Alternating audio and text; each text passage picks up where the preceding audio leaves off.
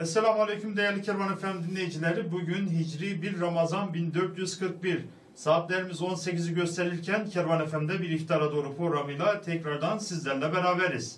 Değerli dinleyenler, bu Ramazan'da da yine Kervan FM olarak dop dolu bir yayın akışıyla sizlerle beraberiz.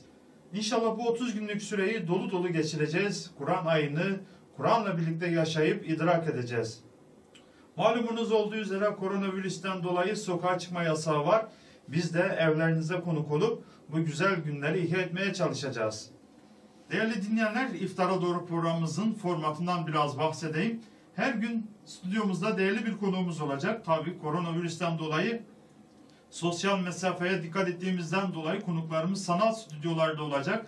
Değerli Kervan FM dinleyiciler, her zaman olduğu gibi ilk eseri bizler sizlere armağan ediyoruz. Bugün sizler için seçmiş olduğumuz ilk eserimiz son zamanların en popüler eserlerinden bir tanesi. Özbek sanatçıların evlerinde seslendirmiş olduğu Ramazan Geldi Ramazan isimli eserle sizleri baş başa bırakıyoruz. Bu ay merdi meydandır, benden diyen Rahmandır, tüttürgen reyyandır, Ramazan kildi Ramazan, Ramazan kildi Ramazan. Ayı emes bu, rahmet ayı demek bu, Ramazan kildi Ramazan. Gaflet ayı emes bu, nefret ayı emes bu, rahmet ayı demek bu, Ramazan kildi Ramazan, Ramazan kildi Ramazan, Ramazan kildi Ramazan, Ramazan kildi Ramazan. Mübarek olsun Ramazan sizge, mübarek olsun Ramazan bizge, bayram bayram oğlu kızge, Ramazan kildi Ramazan.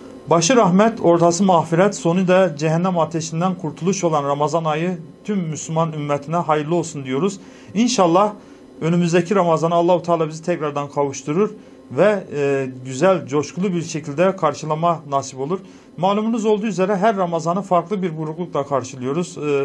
Bu sene de işte koronavirüs nedeniyle buruk karşıladık. Tabii buruk bir şekilde karşılanma derken şunu kastediyorum. Genelde Ramazan ayında biliyorsunuz Ramazan Kur'an ayıdır. Camilerde mukabeleler yapılıyordu, teravihler kılınıyordu. Cemaatlerden uzaklaştık ama bu bizim için pek bir şey değiştirmedi. Radyo olarak söylüyorum. Biz Ramazan'a günler öncesinden hazırlıklara başladık.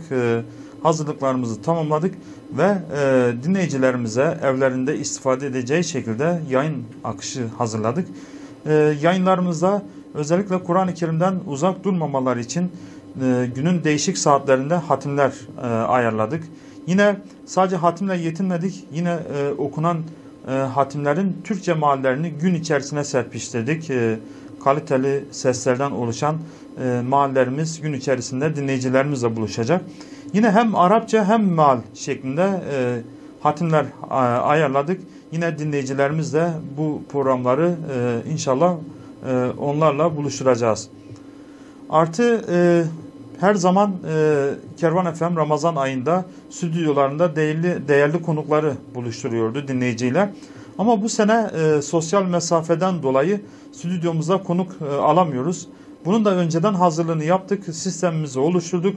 Şu an konuklarımızla bulunmuş oldukları ortamlarla, internetin vermiş olduğu avantajlarla, farklı uygulamalarla konuklarımızı stüdyodaymış gibi ağırlayıp canlı bir şekilde yine dinleyicilerimizle buluşturuyoruz. Kervan FM'in açılalı 9 yıl oldu. 9 yıl boyunca dinleyici kitlemiz her geçen gün katlanarak artıyor. Belki Gaziantep'te 93.7 frekansıyla yayın yapıyoruz ama kervanfm.com.tr adresiyle dünyanın dört bir yanında dinleyici kitlemiz var. Tabii biz yayın akışını ayarlarken sadece Gaziantep'teki dinleyicilere has program akışı ayarlamadık. Genel Müslümanların istifade edeceği programlar hazırladık. Dolu dolu bir yayın akışımız var. İnşallah yayın akışımızı da sizlerle paylaşacağız. Sadece Kur'an-ı Kerim değil, aynı zamanda hadis programlarımız olsun, siyer programlarımız olsun, fıkıh programlarımız olsun, sahur programlarımız olsun.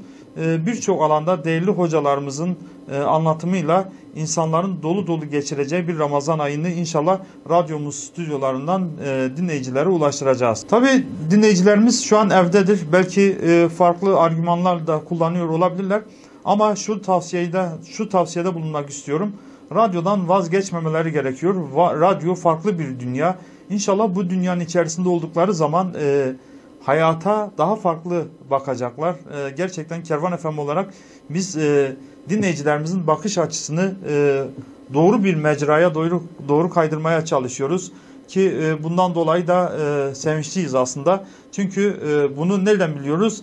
Radyomuzu dinleyen dinleyicilerimizden anlıyoruz ki evlerinde oturdukları zaman radyomuzu dinleyebilirler. Önce sadece bir radyo kutusuyla insanlar radyolar dinliyorlardı. Ama şu an teknolojinin gelişmesiyle hem internet aracılığıyla olsun, mobil uygulamalarla, farklı argümanlarla radyomuza ulaşabiliyorlar, radyomuzu dinleyebiliyorlar. Bu konuda da dinleyicilerimize tavsiyemiz radyolarında inşallah Kervan FM'i dinlemelerini tavsiye ediyoruz.